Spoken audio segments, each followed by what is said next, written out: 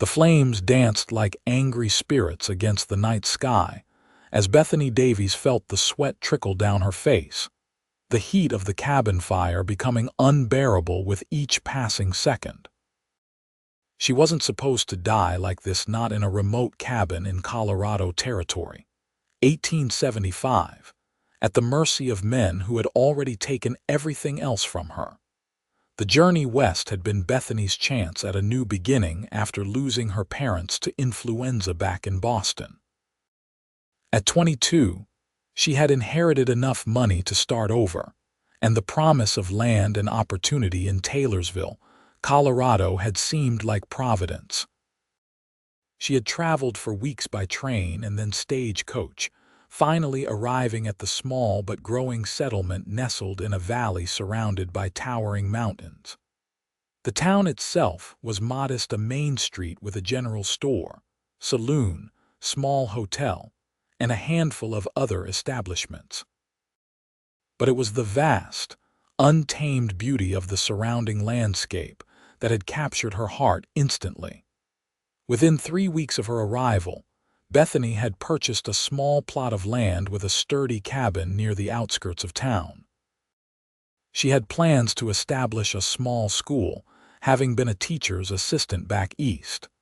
The town had welcomed her warmly, especially the wives who were eager to have their children educated properly. That had been 2 months ago. Now, as she pressed herself against the far corner of the cabin, she wondered if anyone would even notice she was missing until it was too late. The outlaw gang, the same one that had been terrorizing the region for months, had broken in while she was preparing for bed. Their leader, a man known only as Rance, had recognized her from town as that fancy Eastern lady, and decided her cabin would make a fine temporary hideout after their latest robbery. "What's the matter, Miss Davies? Finding our company disagreeable?" Rance taunted from across the room, his scarred face illuminated by the growing flames that had started when one of his men had knocked over a lantern during their confrontation. "You won't get away with this," Bethany shouted over the crackling flames. The smoke was becoming thicker, making it difficult to breathe. "Sheriff Thompson will hunt you down." Rance let out a cruel laugh. That old fool, he couldn't track a bleeding buffalo through fresh snow. He glanced toward the door as one of his men called out that they needed to leave. The fire was spreading faster than they had anticipated. "Looks like we'll have to cut our visit short, Miss Davies. You can't just leave me here," Bethany cried out, trying to move toward the door, but Rance drew his pistol and pointed it directly at her. "Stay put, lady. Consider this your permanent contribution to our cause. A burning cabin makes a mighty fine distraction while we make our escape." He tipped his hat mockingly. "Been a pleasure." The outlaws retreated through the door, and Bethany heard the unmistakable sound of something heavy being dragged against it from the outside. They were barricading her in. Panic surged through her as the flames climbed higher up the walls, consuming the dry timber with frightening speed. She rushed to the windows, but they were too small for her to climb through, and the glass was too thick to break with her bare hands. The smoke was becoming unbearable, forcing her to drop to her knees where the air was marginally clearer. Tears streamed down her soot-stained face as she realized this might truly be the end. Outside, the sound of approaching hoofbeats was lost beneath the roar of the flames.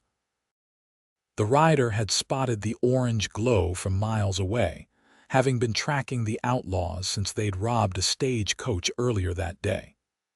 Kirk Lawson, a former Texas Ranger turned bounty hunter, had been pursuing Rance's gang for over 3 months, following a bloody trail across 3 territories.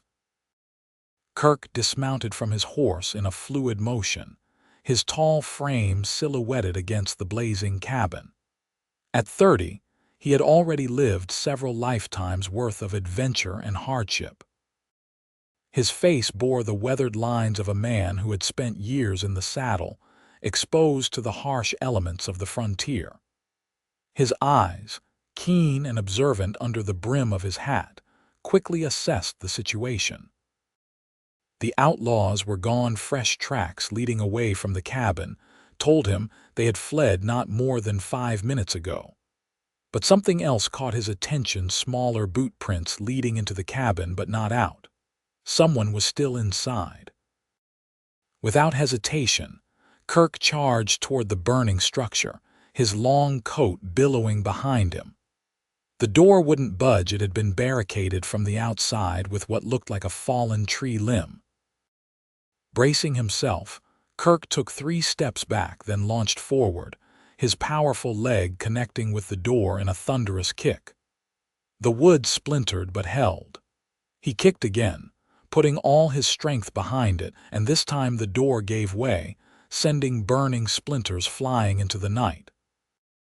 The interior of the cabin was an inferno. Through the thick smoke, Kirk spotted a figure huddled in the corner, barely conscious. He pulled his bandana over his nose and mouth and pressed forward, the heat searing his exposed skin. "Hold on!" He shouted over the roar of the flames, making his way to where Bethany was now slumped against the wall. Bethany thought she was hallucinating when the door burst open, and a tall figure emerged from the smoke. She had been praying for a miracle, and it appeared one had arrived in the form of a broad-shouldered stranger with determination etched across his face. Kirk reached her, and quickly assessed that she was still breathing but overcome by the smoke. Without wasting another second, he scooped her up into his arms. She was lighter than he expected, fitting against his chest as if she belonged there. "I've got you," he said, though he wasn't sure if she could hear him. Turning back toward the door, he saw that their escape route was rapidly being consumed by flames. The roof beams groaned ominously overhead. The structure wouldn't hold much longer. Tightening his grip on Bethany, Kirk charged through the wall of fire, feeling the heat sear his back as he burst through the doorway and into the cool night air. He didn't stop until they were a safe distance from the cabin, gently laying Bethany on a patch of grass. In the light of the burning building, he could see her clearly for the first time. Despite the soot and ash covering her face, there was no denying her beauty, delicate features framed by auburn hair that had partially come loose from its pins. Bethany coughed violently, her lungs expelling the smoke as she gulped in fresh air. Her eyes fluttered open, revealing a startling shade of green that caught Kirk off guard. For a moment, neither spoke, both taking measure of the other. "You're safe now," Kirk finally said, his voice gentle despite its natural roughness. "Can you tell me your name?" "Bethany," she managed between coughs. "Bethany Davies, those men, they trapped me in there." Kirk's expression darkened. "Rance's gang, I've been tracking them for months." He glanced back at the cabin, now fully engulfed. "I'm sorry about your home." Bethany followed his gaze, watching as the roof collapsed with a shower of sparks. Everything she had brought from Boston, everything she had acquired to start her new life, was being consumed by the merciless flames. Yet somehow, watching it all burn, she felt strangely liberated. She was alive, that was what mattered. "You saved my life," she said, turning back to her rescuer. "I don't even know your name." "Kirk Lawson," he replied, helping her sit up. "Former Texas Ranger. Currently hunting bounties, specifically the men who did this to you." In the distance, they could hear voices shouting and the sound of approaching horses, townspeople coming to investigate the fire. Kirk helped Bethany to her feet, his strong hand steadying her when her legs threatened to give way. "Miss Davies," called a familiar voice as Sheriff Thompson rode up, followed by several men from town. "Good Lord, what happened here?" "Rance and his gang," Kirk answered before Bethany could speak. "They trapped her inside after setting the place ablaze." The sheriff's face paled. "Miss Davies, I'm terribly sorry. Are you hurt?" Bethany shook her head, though in truth every breath still burned her lungs. "I'm alive, thanks to Mr. Lawson." Lawson. The sheriff studied Kirk with new interest. The bounty hunter. Kirk nodded once, his attention already back on the tracks leading away from the cabin. They can't be more than 30 minutes ahead. If I leave now, not tonight, Sheriff Thompson said firmly. It's too dark to track safely, and you need to see to that burn on your arm. For the first time, Bethany noticed the angry red mark on Kirk's forearm where his sleeve had caught fire during the rescue. "You're hurt," she gasped. Kirk shrugged dismissively. "It's nothing." "It most certainly is not nothing," Bethany insisted, finding her teacher's voice despite the circumstances. "That needs to be properly cleaned and dressed." Sheriff Thompson nodded in agreement. "Miss Davies is right. Besides, we need to get her into town. Mrs. Peterson at the boarding house will have room for her." Kirk looked torn, glancing between Bethany and the tracks disappearing into the darkness. Finally, he nodded curtly. "Fine, but I'm leaving at first light." The ride back to Taylorsville was uncomfortable for Bethany, perched in front of Kirk on his horse since there weren't enough mounts for everyone. She was acutely aware of his solid presence behind her, one arm wrapped securely around her waist to keep her steady. Despite the trauma of the night, she found herself distracted by the warmth of him, so different from the destructive heat of the fire. By the time they reached town, news of the attack had spread. Mrs. Peterson, the kindly widow who ran the boarding house, was waiting on the porch, her face etched with concern. "My poor dear," she exclaimed, rushing to help Bethany dismount. "What a dreadful ordeal! Come inside at once. I've got a hot bath waiting and some of my healing salve for any burns." Bethany cast a glance back at Kirk, who remained mounted, his expression unreadable in the shadows. "Thank you again, Mr. Lawson," she said softly. "I owe you my life." Something flickered in his eyes, a warmth that belied his rugged exterior. "No need for thanks, Miss Davies. Anyone would have done the same." "No," she said with surprising firmness. "Not anyone would have. Please at least let me tend to your arm before you go." There was a moment of hesitation before Kirk dismounted, handing the reins to one of the townsmen. "A quick dressing," he conceded. "Then I need to prepare for tomorrow." Mrs. Peterson led them both inside, clucking sympathetically over their condition. The boarding house was a homey 2-story structure, simply furnished but immaculately clean. Bethany was shown to a small bedroom on the second floor, where a copper tub had indeed been filled with steaming water. "You bathe first, dear," Mrs. Peterson insisted. "I'll see to Mr. Lawson's arm downstairs, then bring you some clean clothes. They'll be a bit large. They belonged to my daughter before she married and moved to Denver, but they'll do until we can get you properly outfitted." Alone in the room, Bethany finally allowed herself to process the night's events. The shock was wearing off, replaced by a bone-deep weariness and the sting of unshed tears. She had lost everything material, yet she couldn't stop thinking about the stranger downstairs who had risked his life to save hers. After bathing and changing into the borrowed nightgown and robe, Bethany made her way downstairs, unable to rest without checking on Kirk's injury. She found him sitting at the kitchen table, stoically enduring Mrs. Peterson's ministrations as she applied a pungent-smelling salve to his burned arm. "It needs stitches," Mrs. Peterson was saying as Bethany entered. "That cut along with the burn, it'll heal fine," Kirk interrupted, looking up as Bethany approached. Something in his expression softened. "You should be resting, Miss Davies." "So should you," she countered, taking a seat across from him. In the lamplight, she could see him clearly for the first time, the strong line of his jaw covered in a day's worth of stubble, the intensity of his blue eyes that seemed to take in everything at once, the way his dark hair curled slightly at the nape of his neck. Mrs. Peterson gave Bethany an approving nod. Perhaps you can convince this stubborn man to see Dr. Wilson in the morning before he goes charging off after those outlaws." Kirk's mouth twitched in what might have been amusement. "I've had worse injuries tending cattle." "That doesn't make this one any less serious," Bethany said, surprising herself with her boldness. "Those men, they're dangerous. You saw what they did to my cabin, what they were willing to do to me." "All the more reason they need to be stopped," Kirk replied, his voice hardening. "They've left a trail of robbery and murder across 3 territories.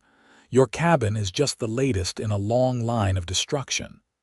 Mrs. Peterson finished bandaging his arm and stood with a sigh. "Well, I can see you two have matters to discuss. I'll leave you to it while I prepare some tea and something to eat. You both must be famished." As the older woman bustled away, a silence fell between Bethany and Kirk. It wasn't uncomfortable exactly, but charged with unspoken questions. "Why did you become a bounty hunter?" Bethany finally asked, genuinely curious. Kirk seemed surprised by the question, as if few people bothered to ask him about himself. "I was a ranger for 8 years, he said after a moment. "Saw a lot of injustice that the law couldn't or wouldn't address. This way I can go where I'm needed, bring in the worst offenders." "It sounds lonely," Bethany observed. A shadow crossed his face. "It can be, but it suits me." He studied her with those penetrating blue eyes. "What about you? What brings a Boston lady to a rough place like Taylorsville?" Bethany smiled faintly. "Is my accent that obvious to a trained ear?" "I came to teach," she explained. "After my parents died, there was nothing holding me to Boston. I read about the need for educators in the Western Territories and something called to me.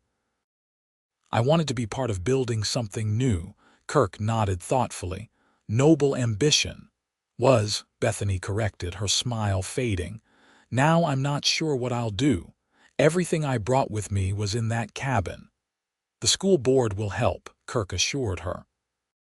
"Small towns look after their own, and from what I've gathered, you've made quite an impression in your short time here."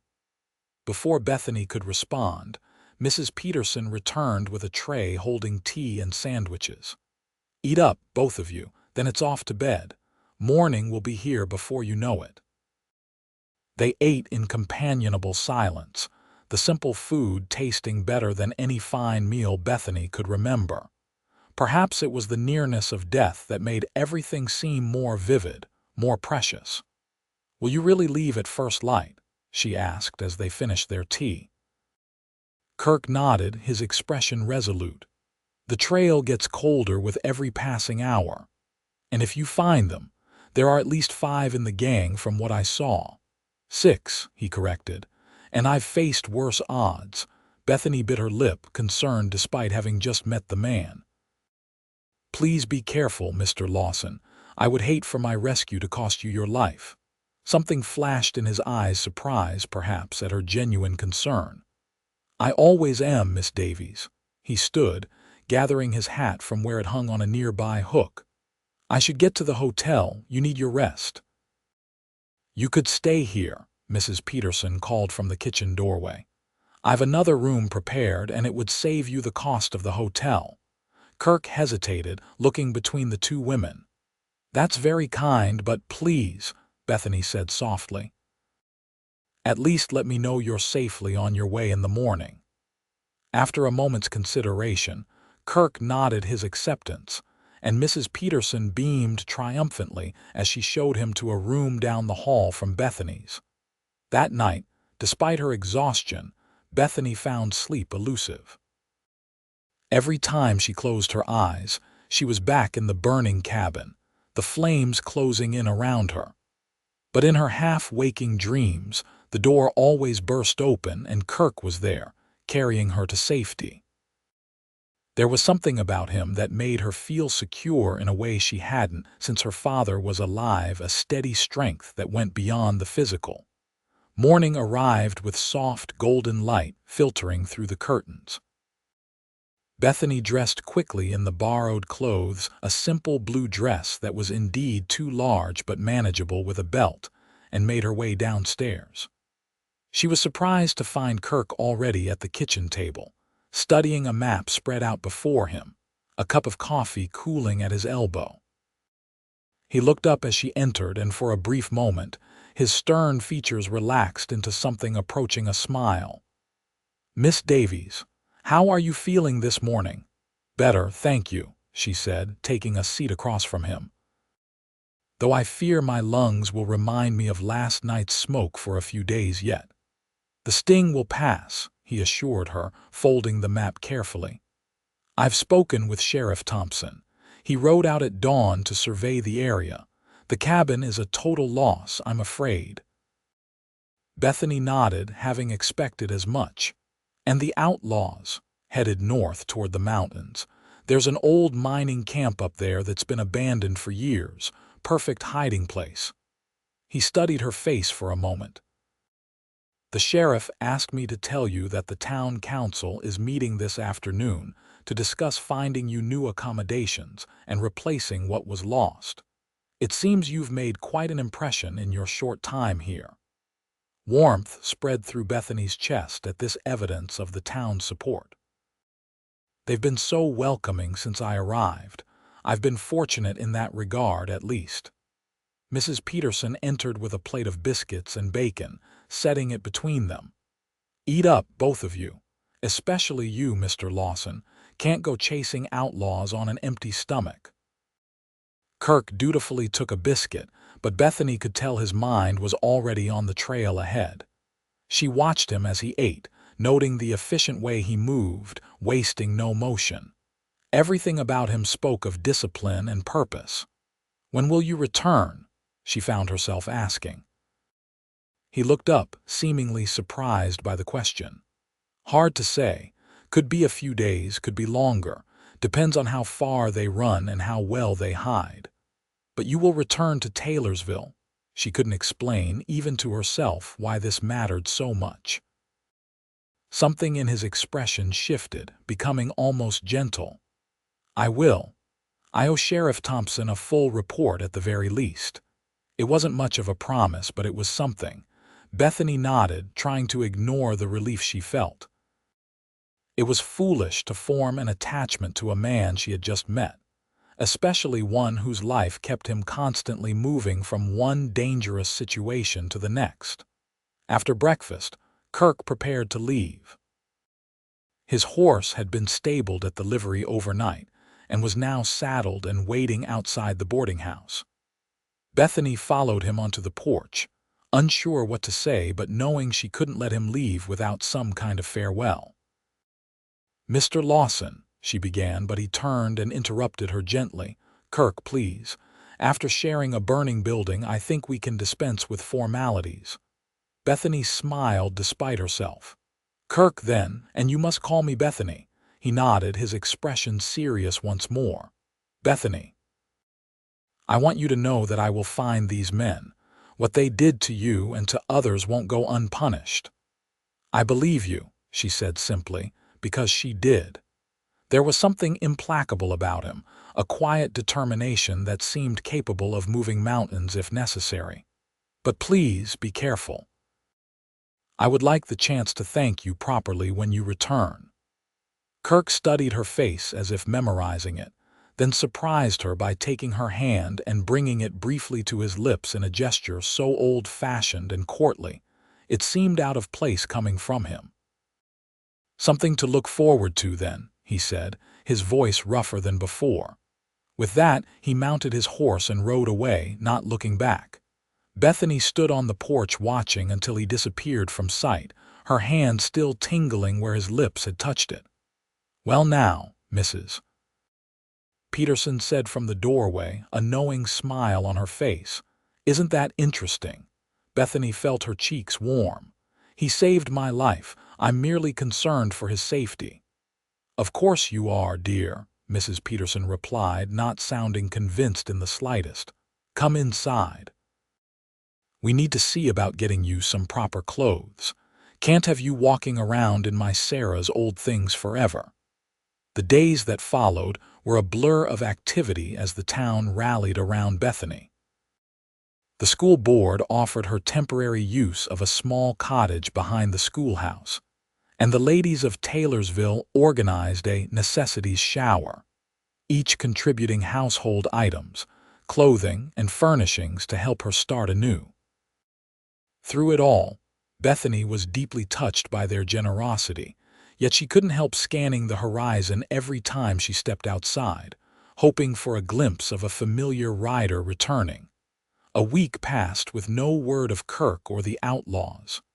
Then another. Bethany threw herself into preparing for the new school term, which would begin in just over a month. The work was a welcome distraction, but each night as she settled into her new bed in the cottage, her thoughts inevitably turned to the man who had carried her from the flames. It was absurd, she told herself repeatedly. She barely knew him. Their entire acquaintance amounted to one evening and a brief conversation the following morning. Yet something had passed between them, a connection that defied rational explanation. Nearly 3 weeks after the fire, Bethany was working in the small garden behind her cottage when she heard the sound of approaching hoofbeats. Looking up, she saw a rider coming down the path from town, and her heart leaped in her chest before she could temper her reaction. It was Sheriff Thompson, not Kirk. The sheriff dismounted with a nod of greeting, his expression unreadable. "Miss Davies," he said, removing his hat. "Hope I'm not disturbing you." "Not at all, Sheriff," she replied, trying to hide her disappointment. "What brings you out this way?" The sheriff seemed uncomfortable, shifting his weight from one foot to the other. "Got some news I thought you should hear directly from me rather than through town gossip." A cold dread settled in Bethany's stomach. "Has something happened? Is it about Mr. Lawson?" Sheriff Thompson nodded grimly. "Received a telegram from the marshal up in Leadville yesterday. There was a shootout at an abandoned mining camp in the mountains. 2 of Rance's gang were killed, 3 captured, but Rance himself escaped." "And Kirk?" Bethany asked, her voice barely above a whisper. "Wounded," the sheriff said, and Bethany felt her knees weaken with relief that he wasn't dead. "Took a bullet to the shoulder. The marshal said he lost a fair amount of blood, but the doc up there patched him up. He's recovering at the hotel in Leadville. But he'll be all right," she pressed. "Marshal seems to think so. Said Lawson was already talking about going after Rance once he's healed up enough to ride." Sheriff Thompson shook his head. "Stubborn as a mule, that one." Bethany closed her eyes briefly, offering a silent prayer of thanks. "How long until he's well enough to travel? Hard to say. Few weeks, maybe. Depends on how the wound heals." The sheriff studied her face. "You two formed quite a bond that night, didn't you?" Bethany felt her cheeks warm. "He saved my life, Sheriff. I'm naturally concerned for his welfare." Sheriff Thompson's weathered face creased in a knowing smile. "Of course. Well, I'll keep you informed if I hear anything more." He replaced his hat and mounted his horse. "You take care now, Miss Davies." Alone once more, Bethany returned to her gardening, but her mind was elsewhere. Kirk was alive but wounded, and still determined to pursue the outlaw who had nearly killed her. The thought both terrified and moved her. That night, after hours of internal debate, Bethany made a decision. The next morning, she approached Mr. Henderson, the head of the school board, with a request for a 2-week leave of absence before the term began. "Personal business," she explained when questioned. "I promise to be back well before the students arrive." Mr. Henderson, a kindly older gentleman who had been particularly supportive since the fire, studied her thoughtfully.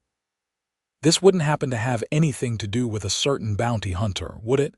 News traveled fast in small towns. Bethany straightened her shoulders, meeting his gaze directly. "Mr. Lawson was injured while pursuing the men who nearly killed me. I feel a certain responsibility." Mr. Henderson mused. Well, the term doesn't start for another month and you've already done most of the preparations. I suppose the board can't object to you taking a short trip. He gave her a fatherly smile. Just be careful, Miss Davies. Leadville's a rough mining town, not like our quiet little Taylorsville. I will, she promised, relief washing over her. Thank you, Mr. Henderson. The stagecoach journey to Leadville took 2 grueling days, traveling through mountain passes on roads that barely deserved the name. By the time Bethany arrived, she was sore, dusty, and questioning her impulsiveness. What if Kirk didn't want to see her? What if he had already left, despite his injuries? The Grand Hotel in Leadville was the finest establishment in town, catering to the wealthy mine owners and Eastern investors who frequently visited the booming silver mining community. Bethany approached the front desk with as much dignity as she could muster after her journey. "I'm looking for Mr. Kirk Lawson," she told the clerk, a thin man with spectacles perched on his nose. "I believe he's staying here while recovering from an injury." The clerk consulted his ledger. "Mr. Lawson is indeed a guest, room 214. However, he left strict instructions not to be disturbed except by the doctor or the marshal." Bethany's heart sank. "I've traveled all the way from Taylorsville. He saved my life recently. I only wish to see how he's recovering." The clerk looked unmoved until a deep voice spoke from behind Bethany. "It's all right, Harrison. I'll take the lady up." Bethany turned to find a tall man with a silver marshal's badge pinned to his vest. He tipped his hat to her with a friendly smile. "Marshal Daniel Weber, Miss Davies." Bethany Davies. Recognition flashed in the marshal's eyes. "The schoolteacher from the burning cabin. Lawson mentioned you." A flutter of pleasure warmed Bethany's chest. "He did?" "Several times, in fact," Marshal Weber said with a knowing smile. "Come along." "I was just heading up to check on him anyway." As they climbed the stairs, the marshal explained the situation.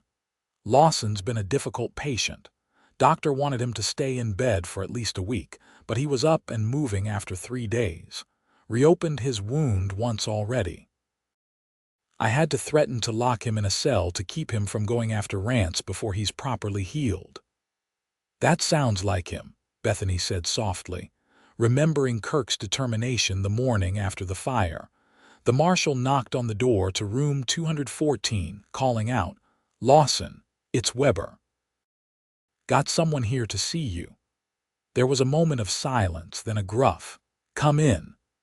The marshal opened the door, stepping aside to let Bethany enter first. The room was spacious but sparsely furnished, with a large bed, a writing desk, and a pair of armchairs by the window.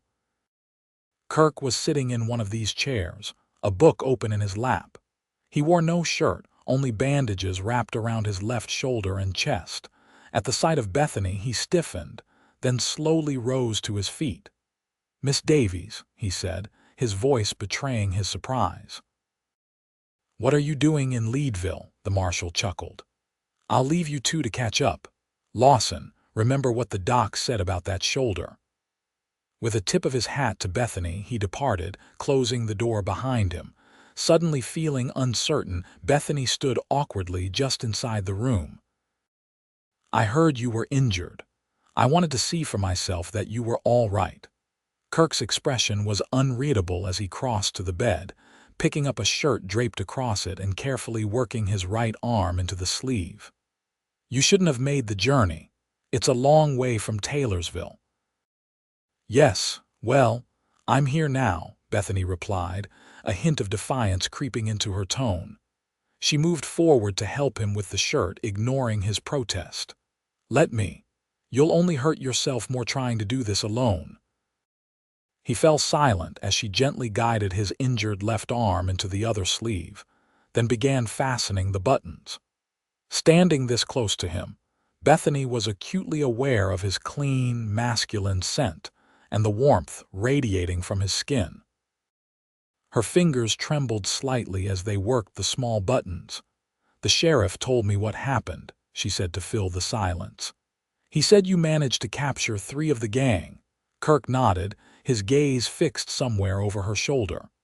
Webb, Donahue, and Turner, they'll hang for their crimes. But Rance got away. And you intend to go after him as soon as you're able, Bethany stated, finishing with the buttons and stepping back. His blue eyes finally met hers, defiant and unapologetic. I do. He's still dangerous. What he did to you, I know, she interrupted gently. But you were almost killed, Kirk. The marshal said you lost a lot of blood. A muscle twitched in his jaw. I've had worse. Bethany sighed, moving to take a seat in one of the armchairs. After a moment's hesitation, Kirk joined her, lowering himself carefully into the other chair.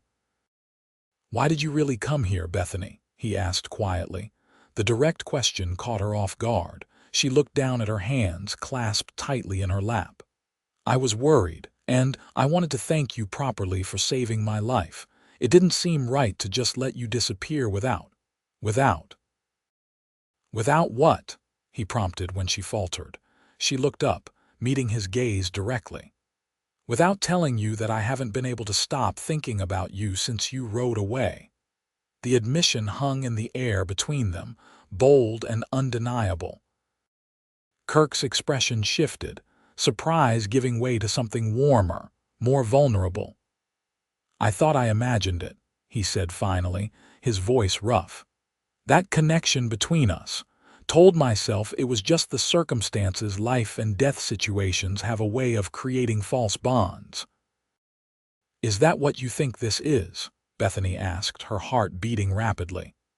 A false bond, Kirk leaned forward, wincing slightly at the movement. I've been doing this work for years, Bethany. Moving from town to town, never staying anywhere for long. It's not a life that lends itself to attachments. I'm not asking you to change your life, she said quickly, though part of her wondered if that was true. I needed to see you, to know if what I felt that night and the morning after was real or just gratitude mixed with trauma. And now that you're here. He asked, a hint of uncertainty in his usually confident demeanor. What do you feel now? Bethany took a deep breath, gathering her courage. I feel like I've known you much longer than I have, like there's a thread connecting us that neither time nor distance can break. It's unsettling. And wonderful. She gave a self-conscious laugh. I sound ridiculous, don't I? Like a schoolgirl with a crush. Kirk shook his head slowly, his eyes never leaving her face. No, not ridiculous. He stood, moving to the window to look out at the bustling mining town below. I've been alone most of my adult life, convinced myself it was better that way, safer. He turned back to face her. Then I kicked down that door and saw you in those flames and something shifted. Bethany rose as well, taking a tentative step toward him. What happens now? I don't know, he admitted. I still have to find Rance. He's too dangerous to be left free, but after that. He trailed off as if afraid to voice the possibility. After that, perhaps you could consider visiting Taylorsville again, Bethany suggested, her voice soft but steady. The school term will be starting. The children would love to meet a real Texas Ranger. A ghost of a smile touched Kirk's lips. Former Ranger. Still impressive to youngsters who have been raised on dime novels, she countered with a small smile of her own. They stood looking at each other, the air between them charged with unspoken possibilities. Finally, Kirk closed the distance between them, his good arm reaching out to gently touch her cheek. I should be back on the trail in a week, he said. The doctor says longer, but you're stubborn, Bethany finished for him, unconsciously leaning into his touch. Yes. His thumb brushed lightly across her cheekbone. Would you stay until then, in Leadville, I mean, not here? He gestured awkwardly at the hotel room, a faint flush coloring his tanned face. Bethany's heart soared at the request. I took a 2-week leave from the school board. I have time. Something like relief washed over Kirk's features. Good, that's good. The following days established a pattern between them. Bethany took a room at a respectable boarding house 2 streets over from the Grand Hotel. Each morning, she would join Kirk for breakfast in the hotel dining room, where they would talk for hours, learning about each other's lives before their paths had crossed in that burning cabin. She told him about growing up in Boston, the daughter of a professor and a concert pianist, both of whom had encouraged her love of learning and teaching. He spoke of his childhood on a Texas ranch, his decision to join the Rangers after his parents died in a raid, the cases that had shaped him as a lawman. In the afternoons, when Kirk needed to rest, Bethany explored the town or wrote letters to friends in Taylorsville, assuring them of her well-being. Evenings were spent in quiet companionship, sometimes reading aloud to each other, sometimes simply enjoying the comfortable silence that had developed between them. On the 4th day of her stay, Marshal Weber joined them for dinner, bringing news that the 3 captured outlaws had been transferred to Denver to await trial. Word is, Rance has been spotted near the Colorado-Wyoming border, the marshal informed them over coffee. Seems he's trying to leave the territory altogether. Kirk's expression hardened. I need to get moving then. If he crosses into Wyoming, you're still not fit to ride, Bethany interjected, concern evident in her voice. The doctor said at least another week. She's right, Lawson, Marshal Weber agreed. Besides, I've already wired the authorities in Wyoming. They'll be watching for him. Kirk's frustration was palpable, but he nodded curtly. Fine. But the moment the doc gives me clearance, we know, Bethany said, placing her hand gently on his arm. You'll be on the trail before the words are fully out of his mouth.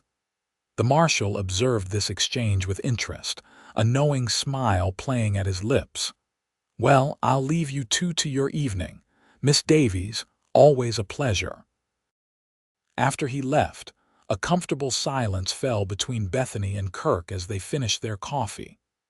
The dining room was nearly empty, the late hour granting them a rare privacy. You don't approve of me going after Rance, Kirk said finally, his voice low. Bethany considered her words carefully.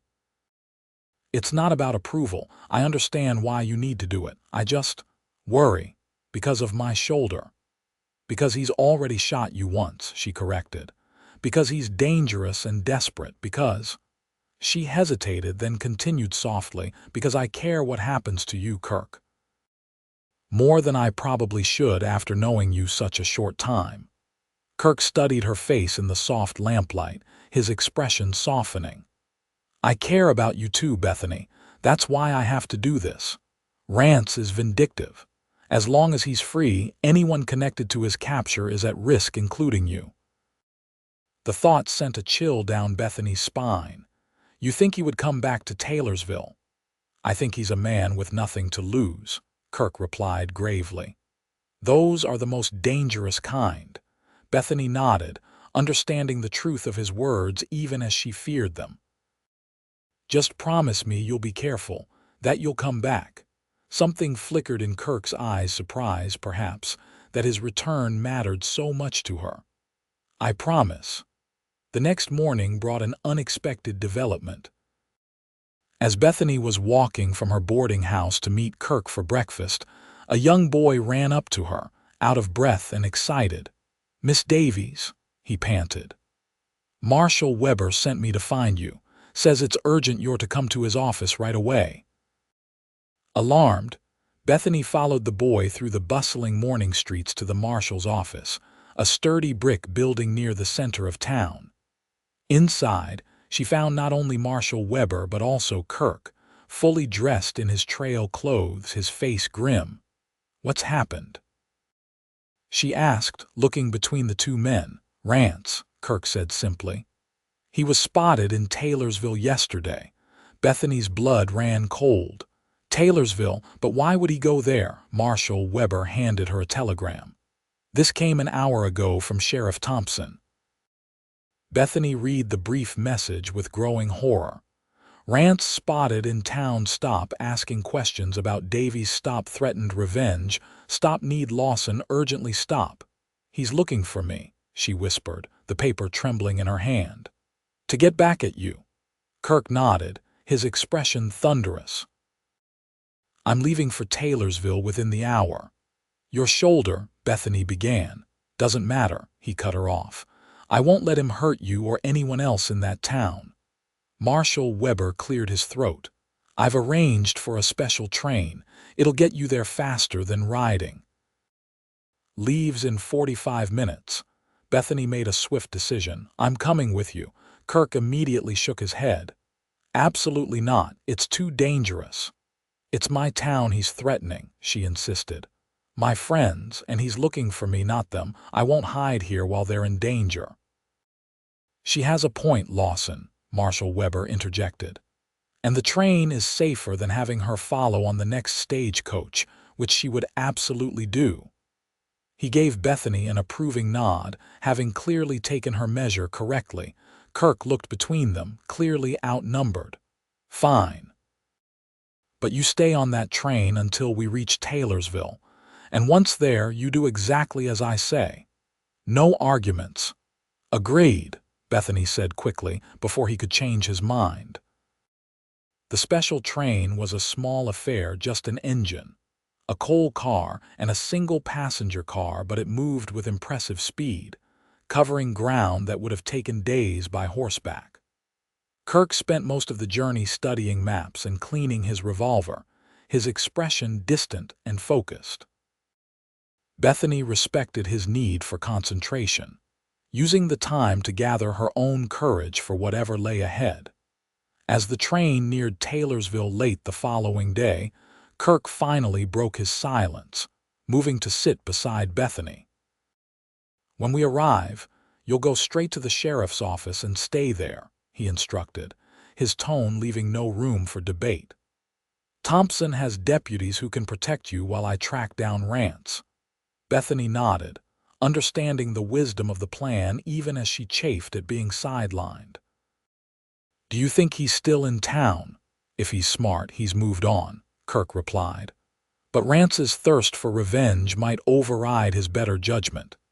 He was humiliated by the capture of his men. In his mind, that's my fault and by extension yours. The train whistle sounded, announcing their approach to Taylorsville. Kirk stood, checking his weapons one final time. In the fading light of day, he looked every inch the formidable bounty hunter, his face set in determined lines. Kirk, Bethany said softly, rising to stand before him. Whatever happens, I'm glad I came to Leadville. I'm glad I found you. Something in his expression shifted, the hard mask giving way to a tenderness that made her breath catch.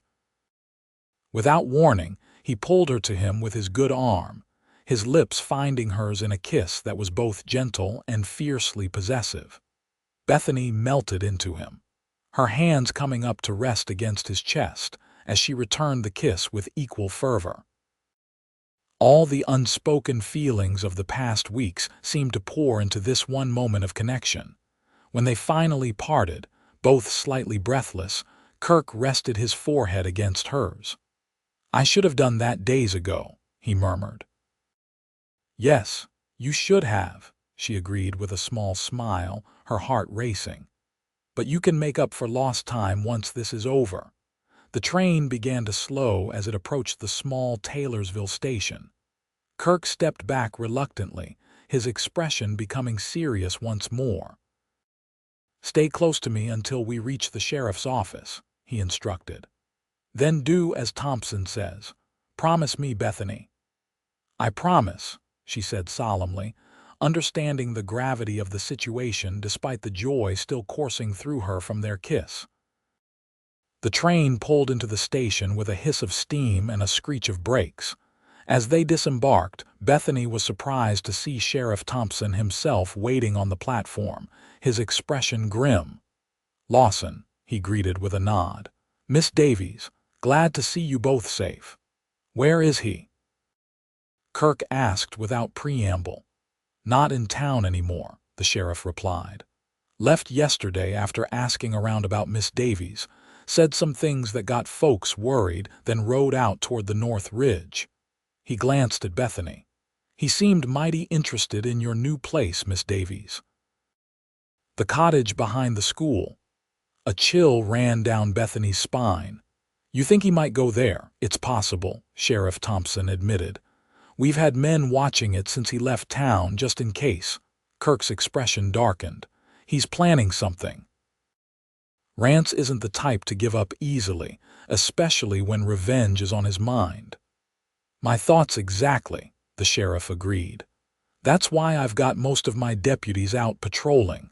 Town's pretty secure right now." As they walked from the station toward the sheriff's office, Bethany couldn't shake the feeling of being watched.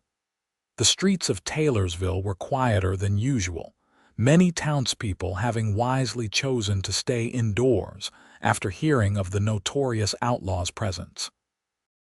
They had just reached the main street when the first shot rang out, splintering the wooden post next to Kirk's head. In an instant, he had pulled Bethany behind him, his gun drawn as his eyes scanned the surrounding buildings. "There!"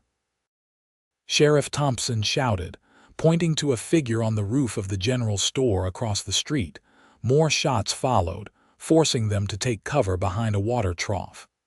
Kirk returned fire, his aim precise despite his injured shoulder. "It's Rance," he confirmed grimly. "Thompson, get Bethany to your office. I'll draw his fire." "No," Bethany protested. "You're still injured. You can't go with Thompson," Kirk ordered, his tone brooking no argument. "Now, Bethany." Before she could object further, Kirk darted out from behind their cover, firing twice as he ran toward the alley beside the general store. As predicted, Rance's attention followed him, bullets kicking up dust at Kirk's heels.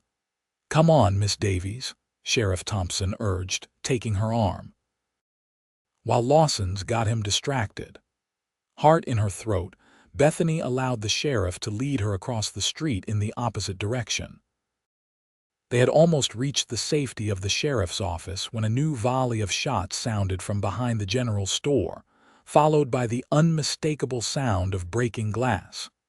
"Keep going," Sheriff Thompson instructed, practically pushing her through the door of his office. "Stay here with Deputy Miller. Don't come out until one of us comes for you." The young deputy inside nodded nervously, his hand on his holstered revolver. Bethany paced the small office, her nerves stretched to breaking point as she strained to hear what was happening outside. The sounds of gunfire had stopped, replaced by an ominous silence. Minutes stretched into what felt like hours. Finally, the door opened and Bethany spun around, her heart leaping to her throat, but it was only Sheriff Thompson, his expression unreadable. "Is he?" She began, unable to finish the question. "Lawson's fine," the sheriff assured her quickly. "Shot, but not badly. Doc's seeing to him now." Relief washed over her like a wave. "And Rance, dead." Sheriff Thompson removed his hat, running a hand through his graying hair. Lawson cornered him in the back of the mercantile. From what witnesses say, Rance refused to surrender. Went for his gun even though Lawson had the drop on him. Fool's choice. Bethany sank into a chair, the tension of the past hours finally catching up with her. "Where is Kirk now?" Doc Wilson's office. Took a bullet in his right arm, just a graze, but the doc wanted to clean it proper. Said to tell you he'll be along as soon as he's patched up. The sheriff's weathered face softened. "He was mighty concerned about you, Miss Davies." First words out of his mouth after it was all over were asking if you were safe. A warmth spread through Bethany's chest at these words. "May I go to him? I promise to stay out of Dr. Wilson's way." Sheriff Thompson considered this for a moment, then nodded. "I'll walk you over." Streets should be safe now, but no sense taking chances until we're sure Rance was working alone. The doctor's office was a small but tidy building near the center of town. When they arrived, Dr. Wilson was just finishing bandaging Kirk's right arm, adding to the collection of injuries the bounty hunter had accumulated over the past month. Kirk looked up as they entered, his face brightening visibly at the sight of Bethany. "You're all right." "I should be saying that to you," she replied, moving to his side. "You're the one who's been shot. Again." Dr. Wilson chuckled as he gathered his supplies. "Nothing serious this time, thankfully, just a graze. But you need to be more careful with that left shoulder, Mr. Lawson. You've reopened the wound slightly.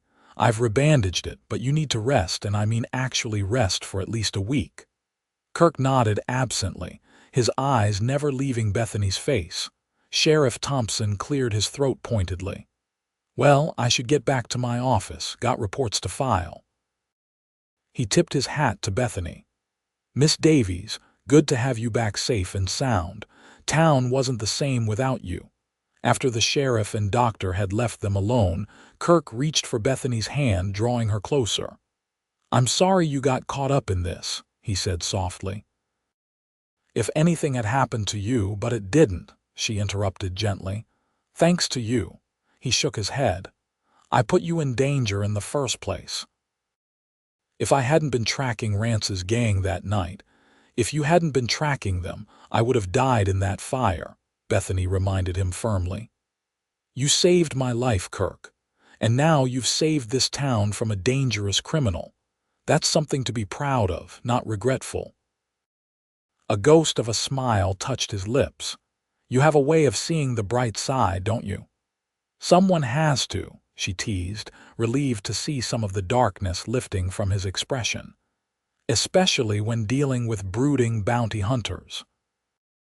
His smile widened briefly before his expression grew serious once more. "What happens now, Bethany?" The question hung between them, weighted with possibilities. Bethany took a deep breath, choosing her words carefully. "That depends," she said. "The school term starts in 2 weeks. I have a cottage that needs some repairs after Rance's visit, according to the sheriff. And Taylorsville could always use a man with your skills, perhaps not as a bounty hunter, but there are other ways to serve the law." She paused, searching his face. "Unless you're needed elsewhere." Kirk's hand tightened around hers. "For the first time in years, I'm not sure where I'm needed. The men I've been tracking are either dead or in custody. My contract with the territorial governor is fulfilled." "So you're a free man," Bethany observed, her heart quickening. "I suppose I am."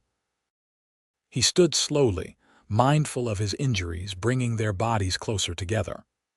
"I've been thinking during those long hours on the train about what it might be like to stay in one place for a while, to have a home rather than a series of hotel rooms." Hope bloomed in Bethany's chest. "And what did you decide?" "That it depends entirely on the company," Kirk replied, his voice rougher than usual. "On whether there's someone who might want me to stay, despite knowing what I am and what I've done." Bethany reached up to touch his face, her fingers tracing the strong line of his jaw. "I think you'll find that person cares more about who you are than what you've done, and she very much wants you to stay." This time, when their lips met, there was no urgency, no looming danger to cut the moment short. It was a kiss of promise, of possibility, of a future neither had dared imagine until now. The weeks that followed brought changes to both their lives. True to the doctor's orders, Kirk rested his injuries, though he chafed at the inactivity. Bethany put him to work helping repair her cottage, which had suffered some damage during Rance's brief but destructive visit.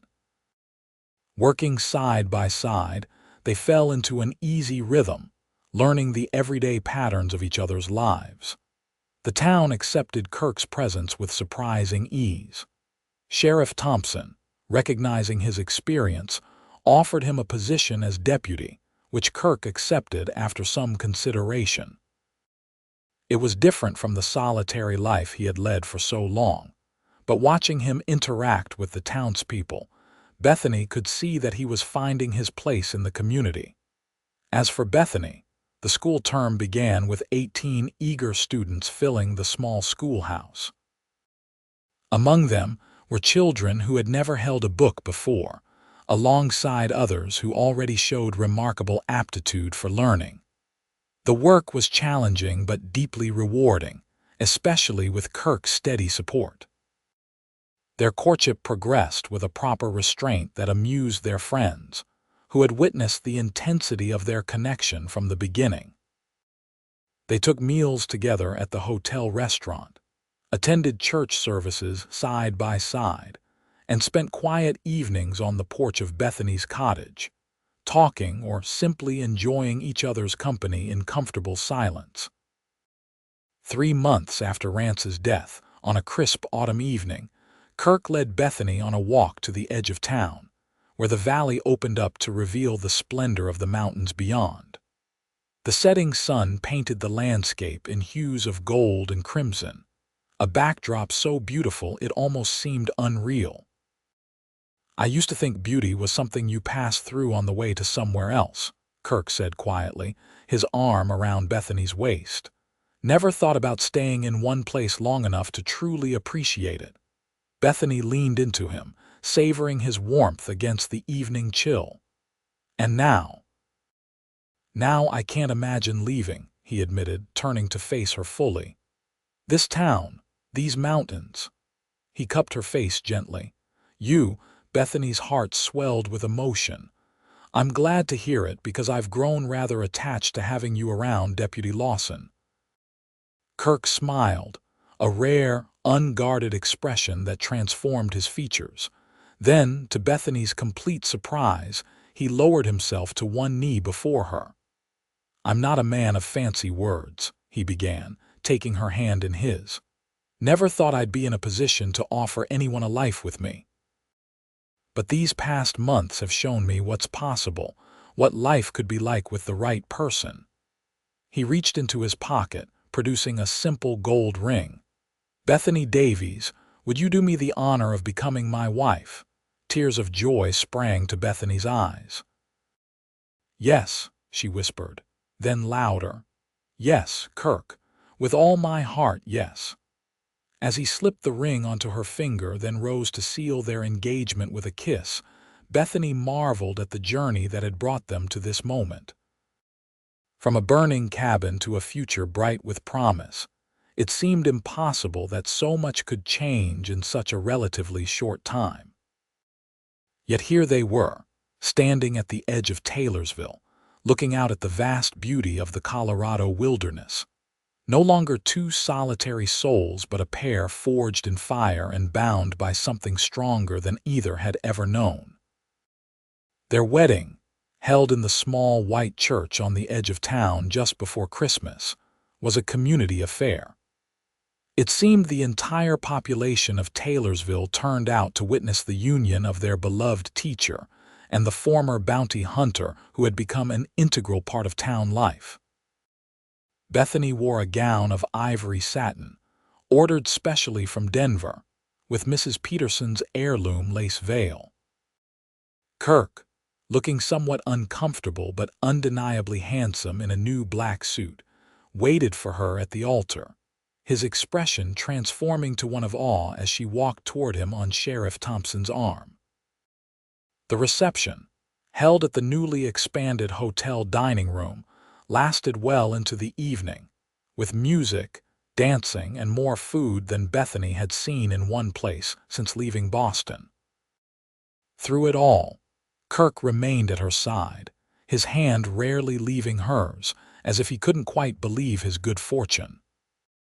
Their home, the cottage behind the schoolhouse, expanded and improved with Kirk's skilled hands, became a gathering place for friends, and a haven for the couple as they navigated the early days of marriage. The adjustments were sometimes challenging, Kirk's restless nature occasionally chafing against the routines of town life. Bethany's organized methods, sometimes at odds with his more spontaneous approach.